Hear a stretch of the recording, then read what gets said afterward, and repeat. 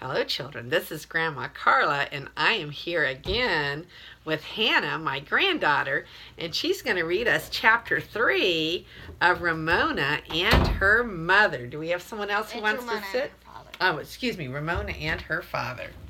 And this is Nathan come to join us here. So we're going to read chapter 3, The Night of the Jack-o'-lantern. Please pass the Tommy Toes, said Ramona, hoping to make someone in the family smile. She felt good when her father smiled as he passed her the bowl of stewed tomatoes. He smiled less and less as the days went by and he had not found work. Too often he was just plain cross. Ramona had learned not to rush home from school and say, "Did you find a job today, Daddy?" Miss Quimby always seemed to look anxious these days, either over the cost of groceries or the money the family owed. Beezus had turned into a regular old grouch because she dreaded creative writing, and perhaps because she had reached that difficult age Miss Quimby was always talking about. Although Ramona found this hard to believe, even Picky was not himself. He lashed his tail and stalked angrily away from his dishes when Beezus served him puss putty, the cheapest brand of cat food Miss Quimby could find in the market. All this worried Ramona. She wanted her father to smile and joke, and her mother to look happy, and her sister to be cheerful, and Picky to eat his food, and wash his whiskers and purr the way he used to. And so, Mr. Quimby was saying, at the end of the interview for the job, the man said he would let me know if anything turned up. Miss Quimby sighed. "Let's hope you hear from him. Oh, by the way, the car's been making a funny noise, a sort of tappity sound. It's Murphy's Law," said Mr. Quimby. "Anything that can go wrong will." Ramona knew her father was not joking this time. Last week, the washing machine refused to work. The Quimbys had been horrified at the size of the repair bill. "I like Tommy Toes," said Ramona, hoping her little joke would work a second time. This is not exactly true, but she was willing to sacrifice. Still, no one paid any attention. Ramona spoke louder as she lifted the bowl of stewed tomatoes. Does anybody want Tommy Toes?" she asked. The bowl tipped. Miss Quimby silently reached over and wiped spilled juice from the table with a napkin. Crestfallen, Ramona set the bowl down. No one had smiled. "Ramona," said Mr. Quimby, "my grandmother used to have a saying. First time is funny, second time is silly, and third time is the spanking." Ramona looked down at her placemat. Nothing seemed to go right lately. Picky must have felt the same way. He sat down beside Beezus and meowed his crossest smile. Mr. Quimby lit a cigarette and asked his older daughter, "Haven't you fed the cat yet?" Beezus rose to clear the table. "It wouldn't do any good. He hasn't eaten his breakfast. He won't eat the cheap puss putty." "Too bad about him." Mr. Quimby blew a cloud of smoke towards the ceiling. "He goes next door and mews as if we never give him anything to eat. It's embarrassing. He'll just have to learn to eat what we can afford, or we will have to get rid of him." This statement shocked Ramona. Picky had been a member of the family since before she was born. "Well, I don't blame him," said Beezus, picking up the cat and pressing her cheek against his fur. "Puss Putty stinks." Mr. Quimby ground out his cigarette. "Guess what?" said Miss Quimby, as if to change the subject. Howie's grandmother drove out to visit her sister, who lives on a farm, and her sister sent in a lot of pumpkins for jack-o'-lanterns for the neighborhood children. Miss Kemp gave us a big one, and it's down in the basement waiting to be carved. Me, cried Ramona. "Let me go get it.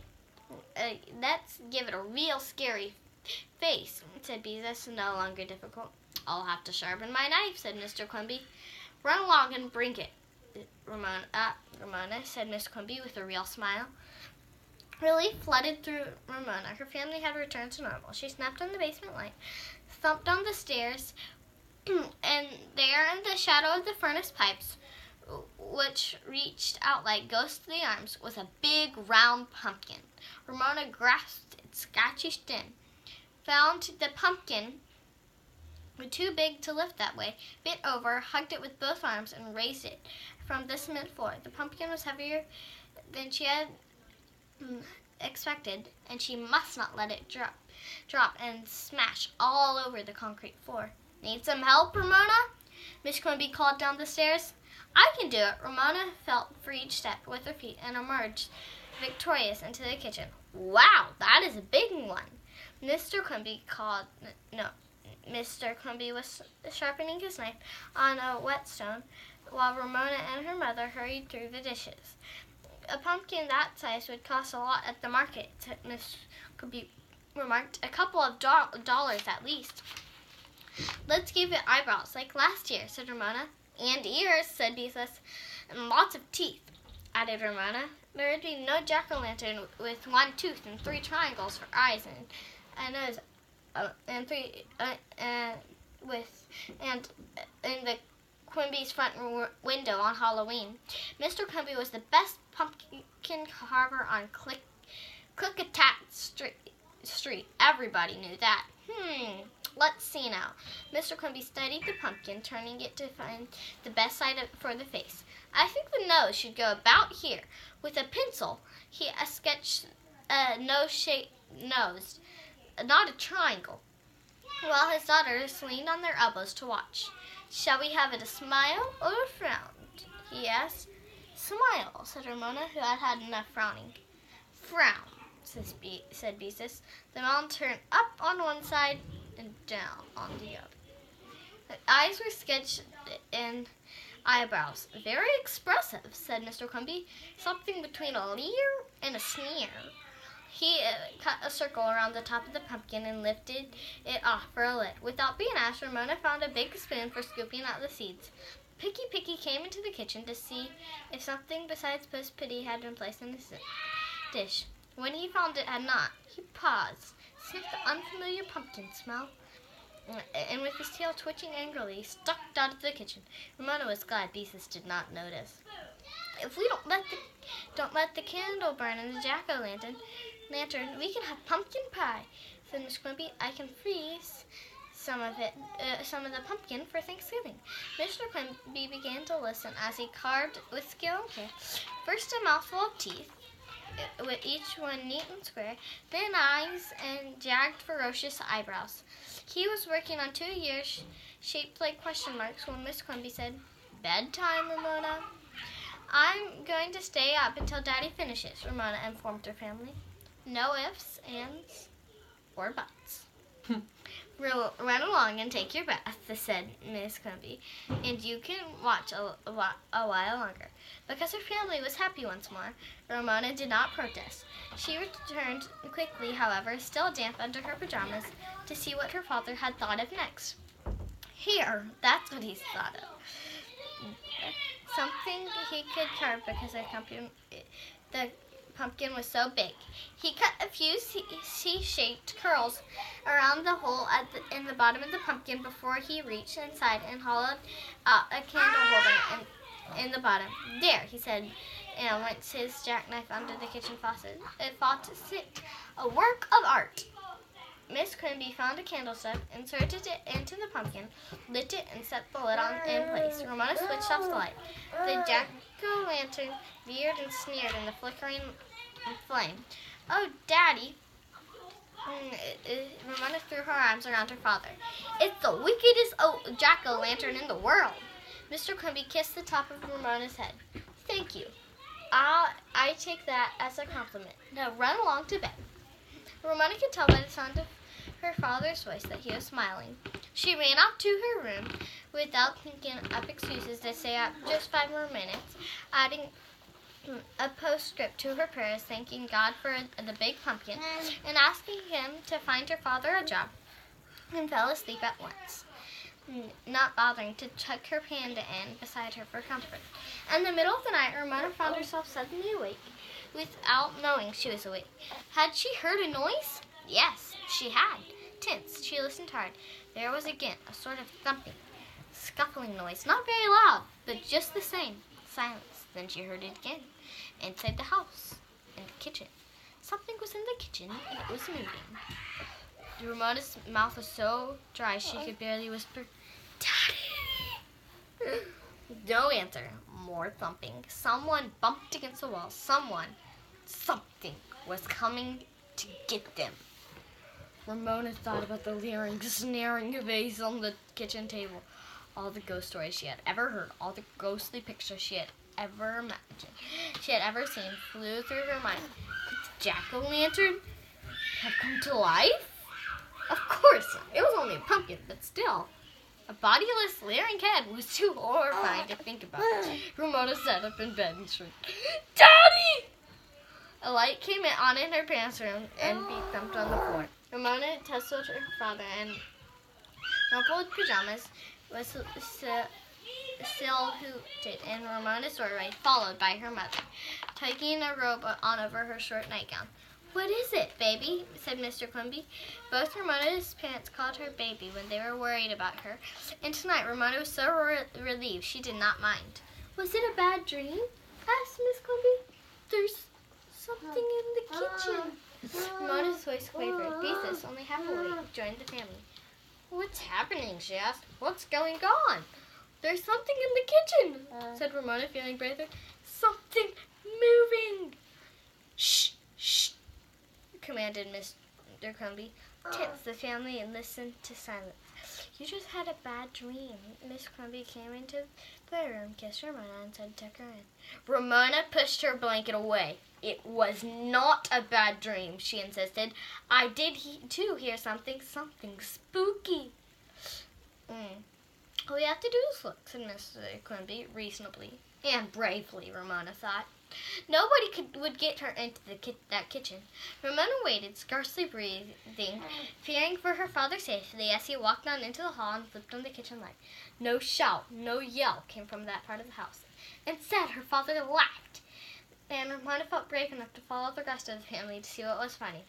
The kitchen was there was a strong smell of cat food in the kitchen. What Ramona saw and what Beatrice saw did not strike them as one bit funny. Their jack-o'-lantern. The jack-o'-lantern their father had worked so hard to carve no longer had a whole face. Right at its forehead, one ferocious eye, one ferocious eyebrow, one eye, and part of its nose was gone, replaced by a jagged hole edged by little teeth marks. Picky was crouched in guilt under the kitchen table. "The nerve of that cat! Bad cat! Bad cat!" shrieked Ramona, stamping her bare foot on the cold linoleum. The old yellow cat fled to the dining room table, where he crouched under the table, his eyes glittering out of the darkness. Miss Quimby caught up a small, rueful laugh. "I knew he liked cantaloupe, but I had no idea he liked pumpkin, too." With a butcher's knife, she began to cut up the remains of the jack-o'-lantern, carefully removing, Ramona noticed, the parts with teeth marks. "I told you he wouldn't eat that awful puss putty." Beatrice was accusing her father of denying the cat. "Of course he had to eat our jack-o'-lantern. He was starved." "Beatrice, dear," said Miss Quimby, "we simply cannot afford the brand of food Picky used to eat. Now, be reasonable." Beatrice was in no mood to be reasonable. "Then how come Daddy can afford to smoke?" she demanded to know. Mr. Quimby looked angry. "Young lady," he said, and when he called Beatrice young lady, Ramona knew her sister was in trouble. "Young lady, I've heard enough of that old tomcat and his food. My cigarettes are none of your business." Ramona expected Beatrice to say she was sorry, or burst into tears and run to her room. Instead, she put Picky out from under the table, held him to her chest as if she were shielding him from danger. "They are too my business," she informed her father. "Cigarettes can kill you. Your lungs will turn black and you'll die. We made posters about it in school. And besides, cigarettes pollute the air." Ramona was horrified by her sister's daring, and at the same time, she was a tiny bit pleased. Jesus was actually well behaved, while Ramona was the one who had tantrums, when she was struck by the meaning of her sister's angry words and was frightened. "That's enough out of you," Mr. Quimby told Jesus, "and let me remind you that if you had shut that cat in the basement as you were supposed to, this never would have happened. Miss Quimby silently placed the remains of the jack-o'-lantern in a plastic bag in the refrigerator. Beezus opened the basement door and gently set Picky on the top step. "Nighty-night," she said tenderly. "Young lady," began Mr. Quimby. "Young lady again! Now Beezus is really going to catch it. You are getting altogether too big for your britches lately. Just be careful how you talk around this house." Beezus did not say she was sorry. She did not burst into tears. She simply stalked off to her room. Ramona was the one who burst into tears. She didn't mind when she and Beezus quarreled. She even enjoyed a good fight now and then to clear the air, but she could not bear it when anyone else in the family quarreled. And those awful things Beezus said, were they true? "Don't cry, Ramona," said Miss Quimby, put her arm around her young daughter. "We'll get another pumpkin." "But it won't be as big," sobbed Ramona, who wasn't crying about the pumpkin at all. She was crying about important things like her father being cross so much, and now he wasn't working and his legs were turning black, and Beezus was getting so disagreeable when before she had always been so polite to grown-ups and anxious to do the right thing. "Come on, let's all go to bed and things will look brighter in the morning," said Mr. Quimby. In a few minutes, Mr. Quimby picked a package of cigarettes he had left on the kitchen table, shook one out, lit it, and sat down, still looking angry. Were his lungs turning black this very minute? Ramona wondered. How would anybody know when his lungs were inside him? She let her mother guide her to her room and tuck her in bed. "Now, you don't worry about your jack-o'-lantern. We'll get you another pumpkin. It won't be as big, but you'll have a jack-o'-lantern." Miss Quimby kissed Ramona good night. "Nighty-night," said Ramona in a muffled voice. As her mother left, she hopped out of bed and pulled her old panda bear out from under the bed and tucked it under her covers beside her for comfort. The bear must have been dusty because Ramona sneezed. Gesundheit, said Mr. Quimby, passing by her door. "We'll carve another jack-o'-lantern tomorrow. Don't worry." He was not angry with Ramona. Ramona snuggled down with her dusty bear. Didn't grown-ups think children worried about anything but jack-o'-lanterns? Didn't they know children worried about grown-ups? So that is the end of chapter 3. So let's show you the pictures. This is Picky. He doesn't want to eat the puss putty. And this is Ramona. And she went and got the spoon without being told because her family was happy. And Ramona is getting mad because Picky ate the pumpkin, or at least part of the pumpkin, so now just enough to ruin it. Oops. And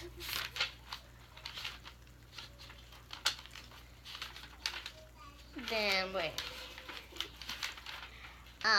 This is Ramona, and she's scared that maybe her father's lungs are turning black and he's gonna die. So that is the end of chapter 3. and this is Grandma Carla and Hannah, and we love you. Bye.